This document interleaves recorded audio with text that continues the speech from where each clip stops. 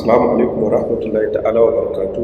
Sunana Sa'id, ni ɗalibi ne na doktora wato PhD student, kuma zan kasance tare da ku a Arewa Tutorial. Kamar yadda kuka sani a Najeriya, idan ɗalibi ya kai shekara 400 level, akan cewa ya rubuto research project akan topic inda ya ga dama a area ɗinsa, wato ya je ya yi bincike akan topic ɗin da ya ga dama. So da yawan mutane suka yi email, suka yi mun message akan suna so taimaka musu yi musu wannan rubutun.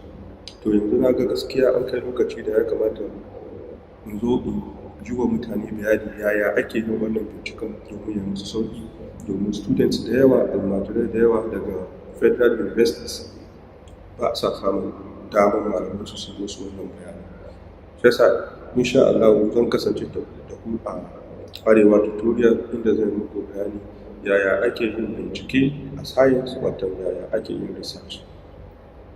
Yadda ake yin research a science abu ne mai sauƙi, ba mai wahala ba ne idan har za mu tuna da abin da muka fara yi a lokacin da muka fara yin science. Akwai topic da muka yi wanda ake ce musu scientific method of inquiry, wato yadda ake bincike a ilimin kimiyya. Wannan yadda ake bincike a ilimin kimiyya abu ne mai sauƙi domin malaman kimiyya sun riga sun tsara shi akan stages, wato akwai matakai.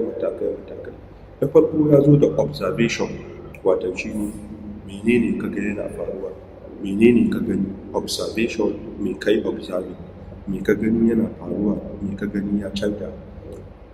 Kana ganin wani abu ya canza, kamar ko wani abu ya faru, to sai ka fara tambayar questions.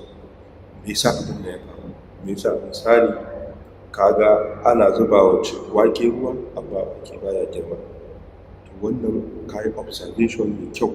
Sai ka fara tunani, to wai me yasa waken baya girma? Shi ne questions. Wannan zai kai ka mataki na biyu, shi ne hypothesis. Sai ka fara tunanin menene abin da ke iya yiwuwa su da suka sa wannan waken baya girma, su ake cewa hypothesis. Kuma duk tunanin da za ka yi, za ka tabbatar cewa tunanin da ka yi is testable kuma is falsifiable, wata ana iya gwada shi. Idan ya yi daidai a ɗauka, idan kuma bai daidai ba falsifiable a ce bai yi daidai ba. Wannan shi ne hypothesis, wata wasu abubuwa ne kake gani su ne an san tambayan da ka tambaya a lokacin da kake observation. Wannan hypothesis kuma yakan kasu kashi da yawa, amma domin sauƙin fahimtar mutane na kasa su kashi biyu. Akwai alternative hypothesis, akwai null hypothesis. Null hypothesis, alternative hypothesis. Null hypothesis shi ne hypothesis ɗin da muke so mu canza, wato abin da muke so mu nuna cewa ba shi bane daidai, shi ne null hypothesis. So da yawa null hypothesis yakan zama daidai. Misali, wake kana so ka gani ko me yasa ana zuba wa wake ruwa amma waken nan baya girma. To null hypothesis ɗin shi ne wake ana zuba masa ruwa amma baya girma. Alternative hypothesis shi ne kana iya cewa ruwan ne bai yi masa yawa ba, wato abin da kake so ka kawo cewa shi ne ansa ɗin idan null hypothesis ba shi bane ansa. Kada ku manta cewa hypothesis ansa ne da kake tunani, wata amsan tambayoyin ne da ka bayar a duk lokacin da ka yi observation. Wannan kuma sai ya kai mu zuwa ga experiment. Idan mun gano matsala observation, sai muka babba da wasu amsoshi wanda muke gani su ne amsan tambayar, shi ne hypothesis. Sai mu ɗauka kowane ɗaya daga cikin waɗannan amsoshin, sai mu je mu experiment ɗin shi, a gwada shi mu gani ko daidai ne. Yin experiment yana da variables guda biyu. So da yawa variables shi ne abubuwan da ka yi gwaji da shi, wata canjin abubuwan da ka yi gwaji da shi. Muna da independent variables da kuma dependent variables.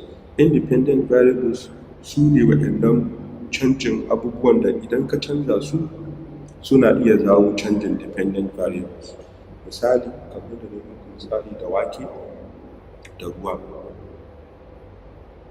Idan aka zuba wa wake ruwa, ka gano cewa baya girma, to sai ɗaya daga cikin hypothesis ɗinka shi ne idan ruwan nan da ake zuba wa waken nan bai ishe shi ba, to shi yasa sai ka canza ruwa. Da kana zuba kofi ɗaya, sai ka gwada kofi ɗaya, kofi biyu, kofi uku, a kullum, kofi ɗaya a kullum, kofi biyu a kullum, kofi uku a kullum, kana sa ran waɗannan canjin nan na kofin ruwan nan da kake yi za su dawo canji a wannan waken.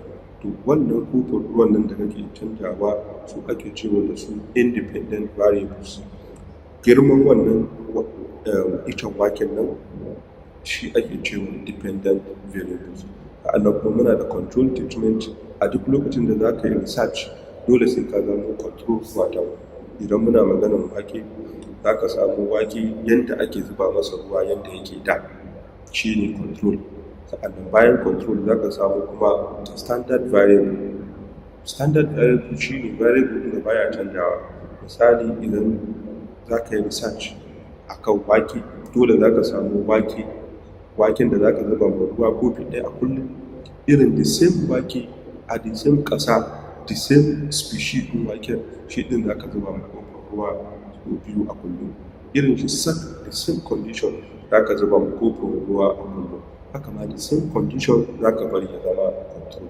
Sa'annan muna da sample size, wanda sau da yawa yana aiki ne idan za ka yi research ɗinka a ɓangaren kana so ka yi zaɓa abu ne, watan ka yi statistic, ka zaɓa abu a cikin abubuwa mai yawa sai ka zaɓa sample.